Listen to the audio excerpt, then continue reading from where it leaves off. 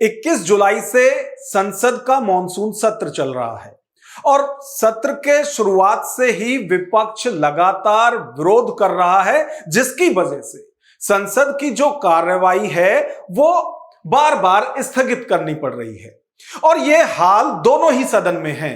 ना तो लोकसभा में कार्यवाही ठीक से चल रही है और ना ही राज्यसभा में, यानी उच्च सदन और निचले सदन दोनों में ही विपक्ष के विरोध के कारण संसद की जो कार्यवाही है वो ठीक से नहीं चल पा रही है। अब इसके पीछे क्या कारण है, आज विश्लेषण में हम इसी पर चर्चा करेंगे। नमस्कार, मैं हूं नगेंद्र भाटी। 21 जुलाई से मॉनसून सत्र चल रहा है और संसद के दोनों ही सदन में कार्यवाही ठीक से नहीं चल पा रही है, क्योंकि 21 जुलाई से जब से संसद की कार्यवाही शुरू हुई है, जब से मॉनसून सत्र शुरू हुआ है, तब से ही लगातार विपक्ष किसी ना किसी मुद्दे पर संसद में अंदर और संसद के बाहर विरोध करता रहा है। और जब विपक्ष की तरफ से विरोध किया जाता है और जब लगातार शोरगुल किया जाता है, हर बात का विरोध किया जाता है, तो उसके बाद संसद की कार्यवाही स्थगित करनी पड़ती है। यानी जो मुख्य मुद्दा है वो ये है कि मॉनसून सत्र विपक्ष के लगातार विरोध की वजह से सही से नहीं चल पा रहा है। जब 21 जुलाई को मॉनसून सत्र की शुरुआत हुई थी, सत्र के शुरू के दिन ही विपक्ष की तरफ से ऑपरेशन सिंदूर और बिहार में जो वोटर रिवीजन कराया जा रहा है चुनाव आयोग के द्वारा, उसको लेकर विरोध किया गया। पहले तो विपक्ष की तरफ से ही यह मांग की गई थी कि ऑपरेशन सिंदूर और उसके बाद जो सीज फायर का फैसला सरकार ने लिया, जिसमें कि विपक्ष ने यह भी आरोप लगाया कि आज तक भारत और पाकिस्तान के किसी भी मुद्दे में तीसरे देश की मध्यस्थता स्वीकार दोनों ही देशों ने नहीं की है। तो इस बार जो सीज फायर किया गया, उसमें पहले ट्रंप की तरफ से सोशल मीडिया पर जानकारी दी जाती है और उसके बाद दोनों ही देश की सेना या सरकार सीज फायर को लेकर फैसला लेती है। तो विपक्ष स्पष्टीकरण चाहता था कि सरकार इस पर अपना जवाब दे। तो विपक्ष सीज फायर पर सरकार का पक्ष जानना चाहता था। और जो सवाल लगातार उठ रहे थे कि ट्रंप को दोनों देशों के बीच मध्यस्थता के लिए चौधरी क्यों बनाया गया। हालांकि सरकार संसद से बाहर भी, संसद के अंदर भी बार बार यही कहती रही कि सीज फायर के लिए दोनों देशों के अलावा किसी भी तीसरे देश की मध्यस्थता स्वीकार नहीं की गई है और यह दोनों ही देशों की सेनाओं की पहल पर सीज फायर का जो ऐलान है वो किया गया था। इस पर विपक्ष की तरफ से चर्चा की मांग की गई, सरकार ने इसको स्वीकार किया। ऑपरेशन सिंदूर पर चर्चा सदन में हुई।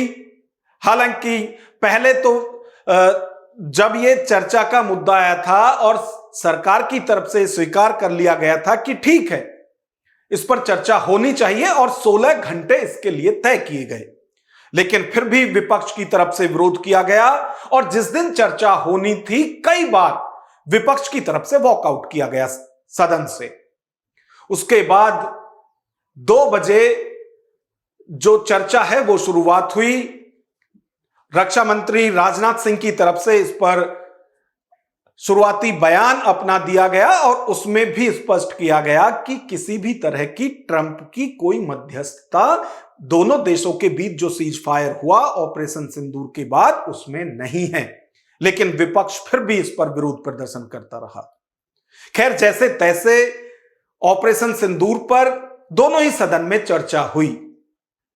उसके बाद फिर विपक्ष की तरफ से संसद की कार्रवाई नहीं चलने दी गई और जो बिहार में वोटर रिवीजन चुनाव आयोग की तरफ से किया जा रहा है, उसमें यह कहकर लगातार विपक्ष आरोप लगाता रहा कि इससे जो गरीब की वोट है, जो वंचितों की वोट है, जो अल्पसंख्यकों की वोट है, वो बीजेपी और सरकार कटवाना चाहती है और चुनाव आयोग को आगे किया जा रहा है।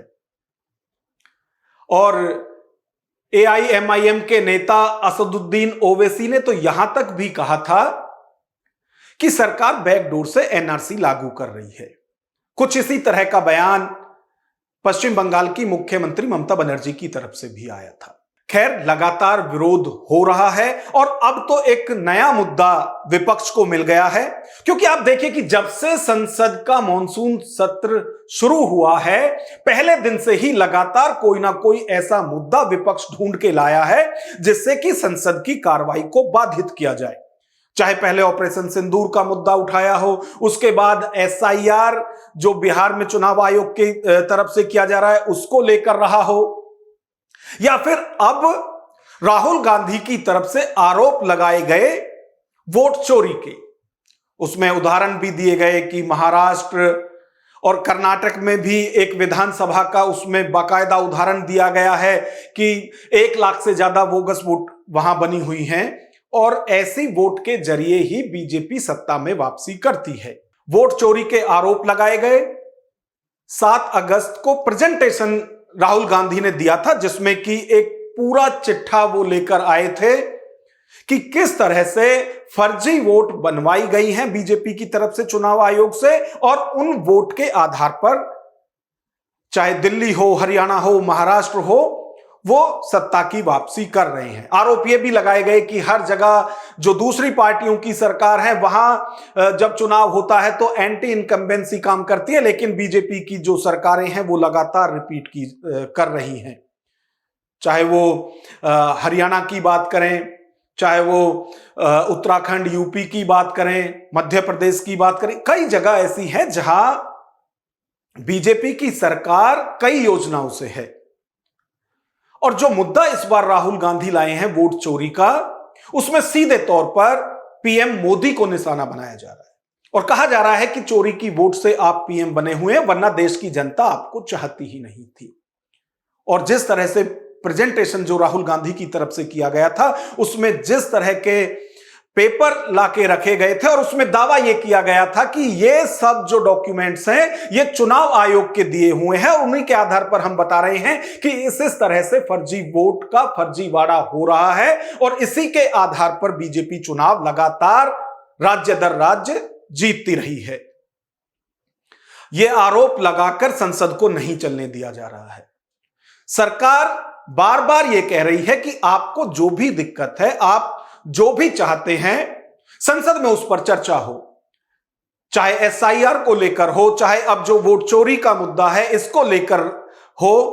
हालांकि सरकार की तरफ से यह भी बार बार कहा जा रहा है बीजेपी के नेताओं की तरफ से कि राहुल गांधी इस तरह के आरोप लगाकर एक संवैधानिक जो ढांचा है उस पर वार कर रहे हैं।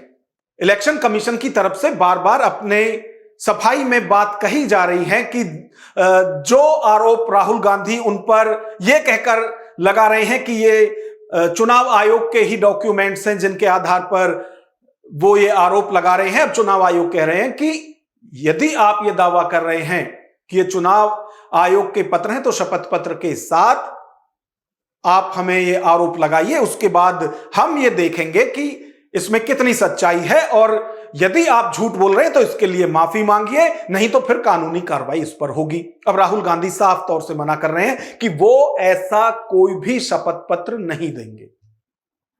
इसको लेकर दोनों ही सदन की, चाहे राज्यसभा की बात करें, लोकसभा की बात करें, संसद की कार्रवाई को बाधित किया जा रहा है।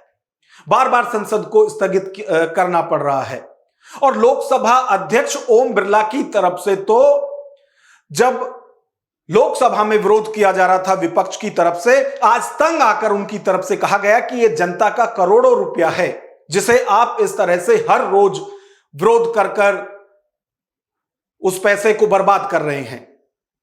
भाई, आप जनता का ही तो मुद्दा उठा रहे हैं, तो यह जनता का सबसे बड़ा मंच है, यह लोकतंत्र का मंदिर है। इसमें आप बात अपनी तरीके से रखिए, आप इस पर चर्चा की मांग कीजिए, लेकिन सदन को चलने दीजिए। लोकसभा अध्यक्ष कह रहे हैं कि 14 दिन से लगातार आप इसी तरह से संसद को बाधित कर रहे हैं, संसद को नहीं चलने दे रहे हैं। एक बार लोकसभा अध्यक्ष ओम बिरला की नाराजगी भी आप सुनिए। आपको 14 दिन हो गए सदन को नियोजित तरीके से बाधित कर रहे हैं। 14 दिन से आप सदन को नहीं चलने दे रहे। ये लोकतंत्र की परंपराओं के अनुरूप नहीं है। देश की जनता का करोड़ों रुपया कार्रवाई में खर्च होता है। आपको जनता ने यहाँ प्रश्न पूछने, मुद्दे उठाने के लिए भेजा है, उनकी अपेक्षाएं, आकांक्षाओं के लिए भेजा है, उनकी कठिनाई और चुनौतियों के लिए भेजा है। लेकिन आप सदन में नियोजित तरीके से शोरगुल करना, हंगामा करना, तख्तियां लहराना, ये संसदीय परंपराओं के अनुरूप नहीं है। और 14 दिन तक आप जिस तरीके का व्यवहार आचरण कर रहा है, पूरा देश आपको देख रहा है। तो ये सिर्फ लोकसभा अध्यक्ष की नाराजगी नहीं है, इसी तरह का माहौल दोनों ही सदन में है, राज्यसभा में भी और लोकसभा में भी। दोनों ही जगह सदन की जो कार्रवाई है वो बाधित की जा रही है विपक्ष की तरफ से, ये तमाम तरह के आरोप लगाकर, चाहे वो वोट चोरी का मुद्दा हो या फिर बिहार में जो चुनाव आयोग की तरफ से एसआईआर किया जा रहा है उसको लेकर हो। और दोनों ही मुद्दे पर निशाने पर विपक्ष के इलेक्शन कमीशन ही है। अब इलेक्शन कमीशन अपना बार बार जवाब दे रहे हैं, वो भी, और सबूत भी वो मांग रहे हैं कि आप किस आधार पर ये आरोप लगा रहे हैं कि वोट चोरी हो रही है या फर्जी वोट बनी हुई है। भाई, चुनाव आयोग तो बिहार में वोटर रिवीजन ही इसी शर्त पर करा रहा है कि जो फर्जी वोट बनी हुई है वो हटाई जाए। अब जो संसद की कार्रवाई नहीं चलने दी जा रही है विपक्ष के लगातार विरोध के बाद, आज की भी यदि बात करें तो आज भी विपक्ष की तरफ से संसद की कार्रवाई नहीं चलने दी गई और विपक्ष के जो नेता हैं वो संसद के बाहर विरोध प्रदर्शन कर रहे हैं इसी वोट चोरी और एसआईआर के मुद्दे को लेकर। केंद्रीय मंत्री किरण रिजिजू की तरफ से भी इस पर सवाल उठाए गए हैं। वो कह रहे हैं कि कई महत्वपूर्ण बिल ऐसे हैं जिन्हें पारित करना है संसद में, लेकिन विपक्ष संसद के अंदर है ही नहीं। और अब अगर हम ये जो बिल हैं इनको पारित करते हैं तो फिर यह आरोप लगाया जाएगा कि सरकार बिना विपक्ष के ही जो संसद की कार्रवाई है उसे चला रही है। अब वो परेशान है, वो लगातार सवाल उठा रहे हैं कि भाई आप सरकार से चाहते क्या हैं, कि आप सरकार से चाहते क्या हैं। आप चुनाव आयोग को निशाने पर लेते हैं, आप सरकार को निशाने पर लेते हैं, संसद की कार्रवाई नहीं चलने देते हैं। और अभी जब इलेक्शन कमीशन का घेराव करने के लिए संसद से विपक्ष के सारे नेता निकले, उसकी परमिशन नहीं ली गई कि जो प्रोटेस्ट करना है, और जबरन इस बात पर अड़े रहे कि विपक्ष के जितने भी सांसद हैं वो सब चुनाव आयोग से मिलना चाहते हैं, चुनाव आयोग वक्त दे। हालांकि चुनाव आयोग की तरफ से 30 सांसदों की लिस्ट मांगी गई थी विपक्ष से कि आप आइए अपनी बात रखिए, लेकिन नहीं, वो कह रहे हैं कि हमारे तो सारे ही सांसद वीआईपी हैं और सब जाकर मिलेंगे। अब किरण रिजिजू ये सवाल उठा रही हैं कि एक तो आप संसद को सही से नहीं चलने दे रहे हैं, आपको जनता ने जनता के मुद्दे संसद में उठाने के लिए चुना है, सियासत करने के लिए नहीं, और सियासत भी बेवजह की। अब किरण रिजिजू ये कह रहे हैं कि आप जो विपक्ष के इतने सांसद हैं, क्या चुनाव आयोग ऐसा अरेंजमेंट कर सकता है कि आप सारे वहां जाकर बैठें और चुनाव आयोग से बात करें? तो हर पार्टी की तरफ से अपना अपना नुमाइंदा भी वहां भेजा जा सकता है। अब वो कह रहे हैं कि उन्हें तो 2 महत्वपूर्ण बिल ऐसे हैं जो पारित कराने ही हैं, तो वो अब विपक्ष की गैर मौजूदगी में किए जाएंगे दोनों ही सदन में। एक बार केंद्रीय मंत्री किरण रिजिजू का बयान भी इस पर सुनिए, वो क्या कह रहे हैं। अब हम देश का समय और पार्लियामेंट का समय को और बर्बाद होने नहीं देंगे। तो सरकार महत्वपूर्ण बिल को पारित करना चाहते हैं। आज हम इम्पोर्टेंट बिल्स दोनों लोकसभा राज्यसभा में हम पारित करेंगे। एक आदमी का नासमझ और एक परिवार का वजह से देश इतना नुकसान नहीं झेल सकता है, पार्लियामेंट को रैंसम में नहीं रख सकता है। ऑपोजिशन के भी कई एमपीज ने आकर के बताया कि वो मजबूर है, उनका नेता जबरदस्ती हंगामा करने देते हैं। यहां लोग पार्लियामेंट में चुन के आए हैं जनता का बात रखने के लिए।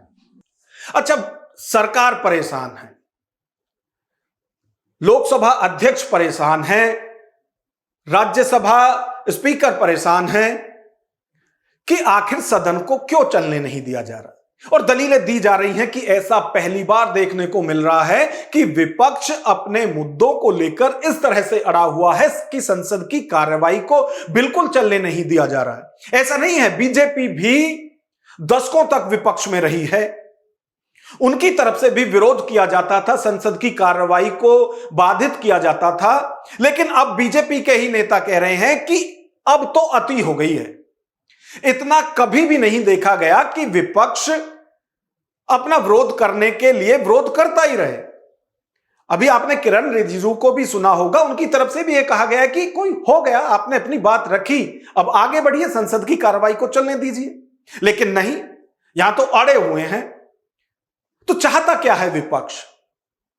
और जो सवाल अब लोकसभा अध्यक्ष उठा रहे हैं, जो सवाल अब केंद्रीय मंत्री उठा रहे हैं कि संसद की कार्रवाई को क्यों नहीं चलने दिया जा रहा, एक बार यही सवाल राहुल गांधी से एक पत्रकार ने भी एक प्रेस कॉन्फ्रेंस के दौरान किया था कि भाई जो संसद की कार्रवाई है, जब विपक्ष इसको नहीं चलने देता है, जब संसद ठीक से नहीं चलता है, तो इससे जनता का जो करोड़ों रुपया है वो बर्बाद होता है। जो सवाल लोकसभा स्पीकर की तरफ से उठाया गया है, यह पहले ही एक पत्रकार राहुल गांधी से कर चुकी हैं। अब राहुल गांधी ने पत्रकार के उस सवाल का किस तरह से जवाब दिया, अब आप वो खुद ही देखिए, खुद ही उसको सुनिए कि यह राहुल गांधी का तर्क है या कुतर्क है। देखिए जरा एक बार राहुल गांधी क्या कह रहे हैं। राहुल जी, हम लोग ने पहले भी देखा है कि आप लोग ने कई बारी जब सेशन होता है तो सत्ता पक्ष और विपक्ष आमने सामने होता है, जेपीसी की मांग होती है और सेशन पे सेशन वॉश आउट हो जाते हैं और जनता का पैसा वेस्ट होता है। तो क्या आपको ये तो बीजेपी की लाइन है। तो क्या नहीं, मतलब जनता का पैसा के सेशन वाटर, आप ऐसी टी शर्ट ले लो ना एक, मैं आपको दे दूंगा, जरूरत नहीं है, उनका वो सिंबल दे दूंगा आपको, ये उनकी लाइन है। सवाल आपको पसंद नहीं आए वो अलग बात है, पर आपको किसी नहीं, सवाल मुझे बहुत पसंद आ रहा है। इस तरह से उंगली उठाने की जरूरत नहीं है। आप चेक बहुत अच्छा लग रहा है, बोलिए। बीजेपी का बैच पहनने की आप सवाल नहीं। पूछिए ना। तो संसद का जो मॉनसून सत्र है, विपक्ष के लगातार बवाल की वजह से वो ठीक से नहीं चल पा रहा है। चिंता लोकसभा स्पीकर को भी है, चिंता सरकार को भी है, और उनकी तरफ से बार बार सवाल उठाए जा रहे हैं कि आप स्पष्ट कीजिए कि आप चाहते क्या हैं। आपने विरोध किया, आपका विरोध देखा गया, सुना गया, समझा गया, और अब आप आगे क्या चाहते हैं वो बताइए। यदि संसद में इस पर चर्चा चाहते हैं तो उसको आप लाइए कि हम इस पे संसद में सरकार का पक्ष चाहते हैं, लेकिन वो भी नहीं। यदि कोई रिपोर्टर वही सवाल उठाते हैं तो राहुल गांधी कहते हैं तो आप तो बीजेपी की भाषा बोल रहे हैं।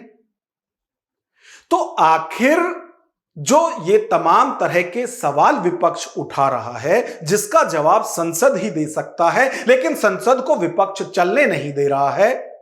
जब पत्रकार ये सवाल कांग्रेस से पूछते हैं तो उनको बीजेपी का एजेंट के तौर पर पेश किया जाता है, जबकि जिस रिपोर्टर ने यह सवाल उठाया वो लगभग 2 दशक से भी ज्यादा वक्त से कांग्रेस को ही कवर करती हैं।